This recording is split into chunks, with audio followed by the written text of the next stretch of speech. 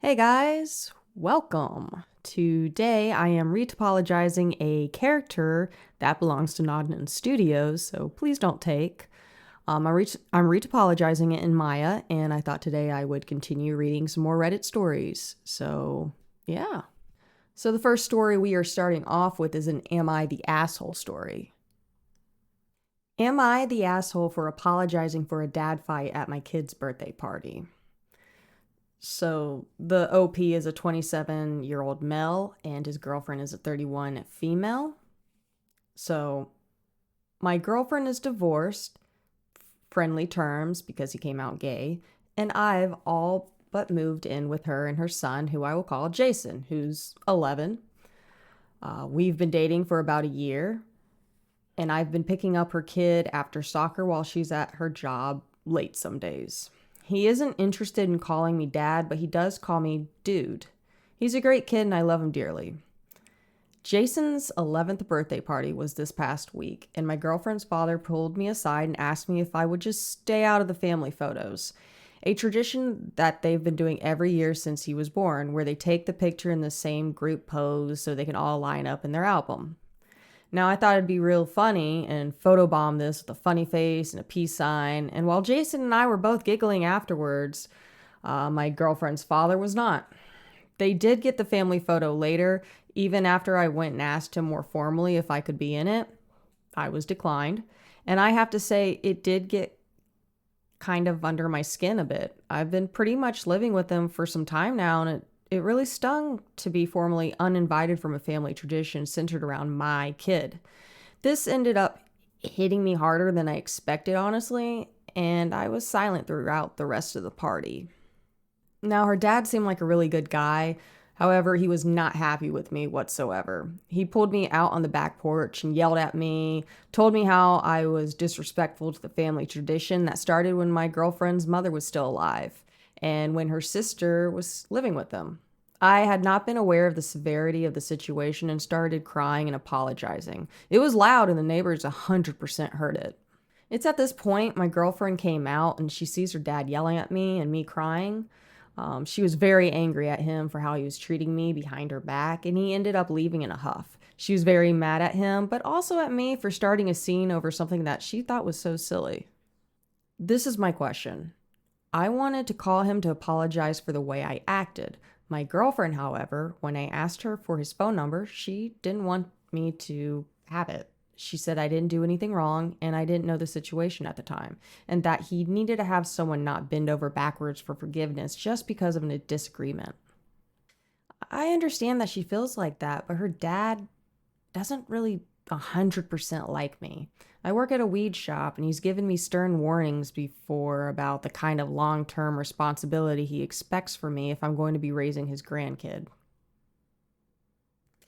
I don't want to go behind my girlfriend's back when she has told me not to apologize, so I guess I have to ask, am I the asshole for still planning to?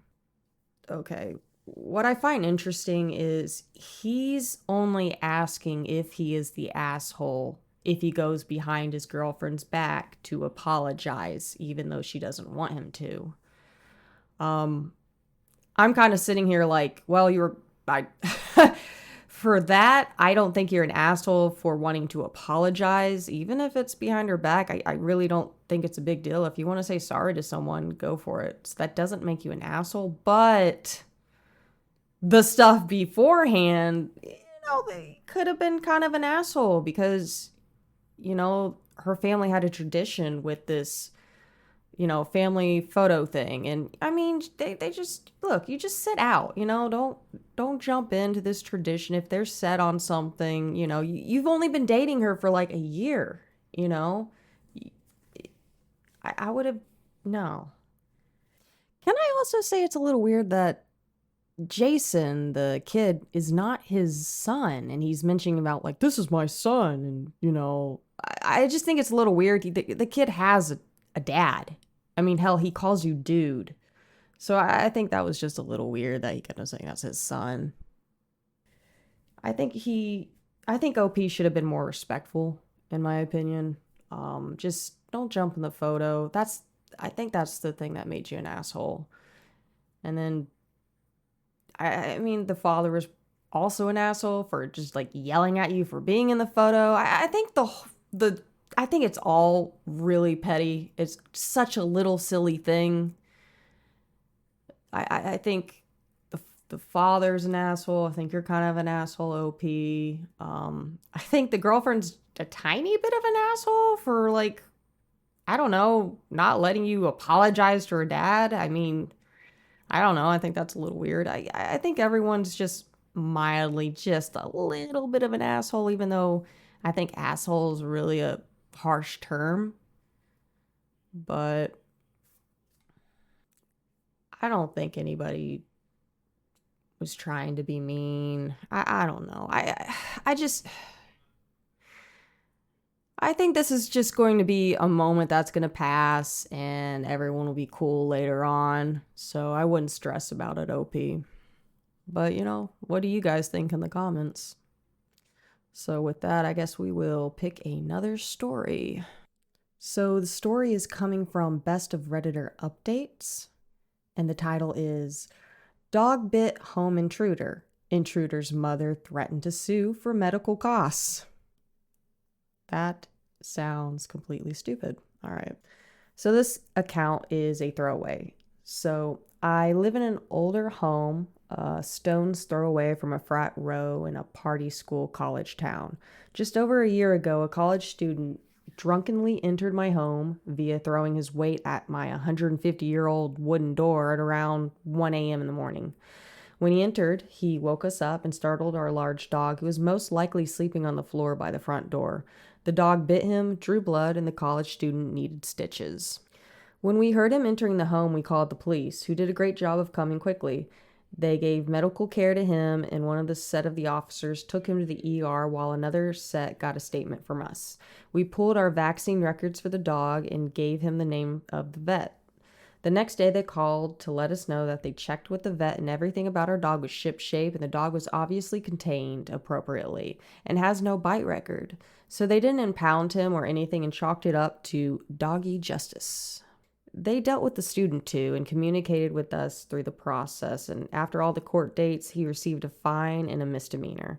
We did not attempt to escalate as college student was drunk, was stupid, and had no prior record, and hopefully he learned from the experience. Door and frame got replaced, and we strengthened the locks on it.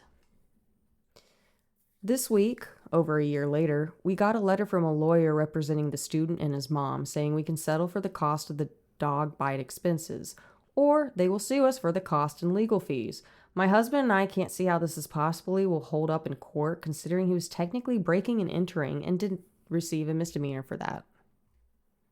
My question is, do we even need a lawyer for this, or can we just see you in court and represent ourselves with a copy of the police report from the break and enter?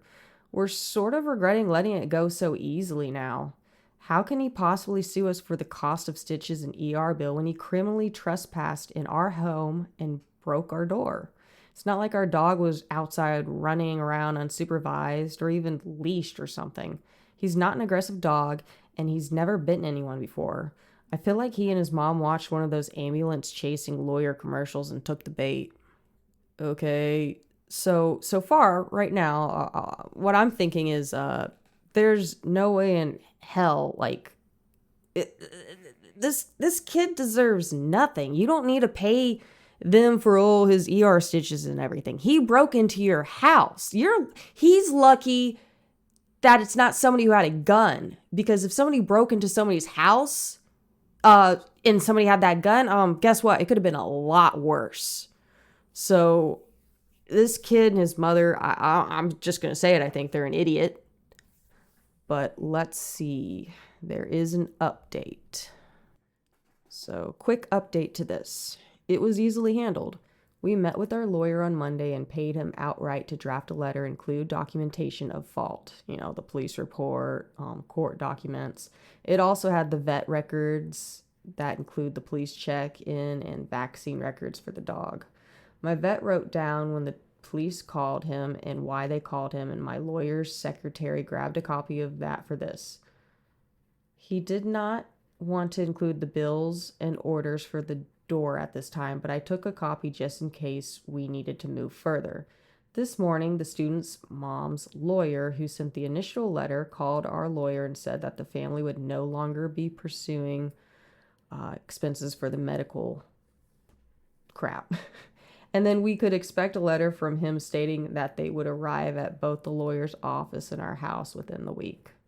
Turns out that it turns out, for the people who guessed it, that the student didn't tell his mom why or how he got bitten by the dog, and so you guys were correct. It wasn't explicitly said during the phone call, but my lawyer relayed that he could infer it from the way the conversation with the other lawyer went. So this probably made his top 10 stupid cases list. So thanks again for the advice and help.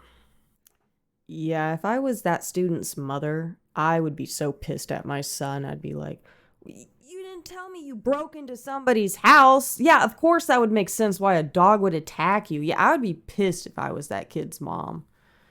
I, oh my God, I don't know why he didn't tell her the full story. I mean, maybe he was just kind of ashamed that, he broke into somebody's house and being super drunk, and he probably didn't want to tell his mom that, but I think his mom should have just stayed out of it, and I can't believe it escalated to that. The student should have said something or stopped his mom, but yeah, he's an idiot. Like I said before, that kid is lucky that homeowner did not have a gun. So, yeah. So, this story is from Malicious Compliance. The title is Manager Said No Phones During Work Hours, period. So, I stopped answering his calls. I work IT support for a medium sized company. We've always been allowed to have our phones at our desk. Sometimes family emergency happens. Doctors call back, whatever. As long as we aren't scrolling through social media all day, nobody cared. New manager comes in last month, sees one person checking a text and loses it, sends out an email. Effective immediately. No personal phones during work hours. They must be left in your car or locker. This means 9 to 5. No exceptions. Anyone caught with a phone will be written up. Okay, sure, boss. The thing is, our manager works from home 3 days a week, and when server issues pop up after hours or on weekends, guess how he contacts us? That's right, our personal phones. We don't have company phones. Friday afternoon, 4:45 p.m. Major server issue. I see it. Could fix it in 10 minutes, but my phone is in my car as per policy. I calmly finish my work at 5 and walk out. By the time I get to my car and check my phone at 5:15, I have 17 missed calls and a string of increasingly panicked texts from my manager. The server has been down for 30 minutes. Multiple departments can't do anything. I call him back. Hey, just got in the car and saw your calls. What's up? He's furious, seething, asking why I didn't answer. I reminded him about the no phones policy. He says that's different. This was an emergency. I point out his email said no exceptions, and I was just following policy to avoid a write-up. So Monday morning. Guess what? New email. Personal phones are permitted at desks for emergency purposes. So, back to normal. Yep. Malicious compliance to a T. Delicious. I guess we can have one more story.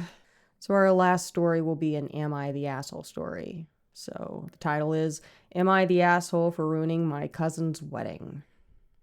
I'm going to try to keep it brief because I genuinely feel like I'm being gaslit by everyone, but also maybe I'm not seeing my own role in the situation. In university, I had a very brief sort of relationship with a guy in my course. I ended it because I felt like I needed to learn independence. I never lived on my own. My mom and dad coddled me, paid for my expenses, cooked for me, did my laundry, etc.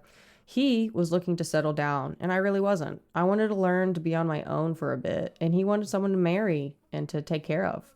We went our separate ways, finished university, got jobs, etc. My cousin got married the other day. The guy I was previously talking to attended with his wife. She also attended our university and was in the same course. I wasn't really fussed to see them. They've clearly moved on, and I'm loving life right now, having independence I've always wanted.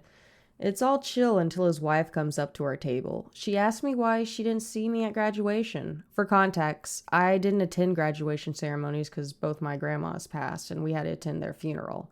I didn't really care about missing graduation because I got horrible social anxiety anyway, and the thought of being seen by that many people freaked me out. She asked about my career. I told her that I'm teaching now and I love it. Small pleasantries, you get it. But she randomly veered the conversation in a different direction. She's like, "My husband doesn't care about you anymore." I wasn't bothered at all because over the few years since we were together, I started to see how toxic he was. He was controlling and he wanted me to ask for his permission before seeing my own friends. I was not looking to start an argument at my cousin's wedding, so I walked away from them and sat at my other cousin's table. I don't know how she found me again at some other point of the reception, and it got weird. She was saying things like, "You're so jealous of us. You skipped the graduation because you didn't want to see us together," even though I didn't even know they were together. It, I didn't bother explaining myself. It would have been pointless as she already made up her mind about me. I just nodded along as she ranted to me, but as you expected, it started to take attention away from the wedding. I decided it would probably be best to go home, so I gave my gifts and left. My cousin messaged me a few days later, angry at me for starting fights at the wedding. I told her I wasn't looking for any fights, and that girl had approached me every single time. She told me it was my fault for leading him on in the first place. I explained it was a very long time ago. I was only 19 at the time, and I wasn't sure what I wanted to do with my life, let alone commit to marrying a guy. Am I being dumb, or is it actually my fault? Did I ruin the wedding? There's more I want to include, but this post is limited. Okay, so I, I just get a. I feel like it wouldn't make sense why all of it, like, a situation happened. She apparently, how she's describing it, she didn't argue back. She kind of nodded her head. She kind of avoided the person. Eventually, she left. She, gave her gifts to the bride and just left. I don't know how her cousin would message her saying, "You were starting fights at my wedding," and you know, it sounds like it was a little bit bigger than the OP is making it out, in my opinion. I feel like this poster is leaving something out because how she's describing it is that she was very passive and she was just avoiding people and being quiet, but for some reason it was very noticeable to people. I don't know. If we're just going by the story and not what I'm assuming, then that dude's wife is an asshole. She was starting it. She's trying to confront her about something. Like, I don't know, that his wife sounds super insecure. Like, that was such a long time ago. They're not together anymore, and she has to, "Oh, you're jealous of us. Oh, you're this and that." Like, what? That's why I'm confused. There's something odd. There's something missing in this story. Like, girl, like, you won. You got the guy. So why are you trying to confront someone? So I just feel like there's something missing to this story. I can't really say I completely trust OP on this, but if OP's being honest here, this dude's girl is very insecure and maybe needs to see a therapist. Oh my God. Yeah. So, yeah, I hope you enjoyed these readings of Reddit stories. If you're interested in more of this, I would like to know, maybe leave a like or a comment, and maybe we'll do more of this with some 3D modeling I do in the background. So, I would appreciate any likes, subscribes. Yeah, I hope you guys have a great day, and don't be like some of these assholes in the stories. All right, take care.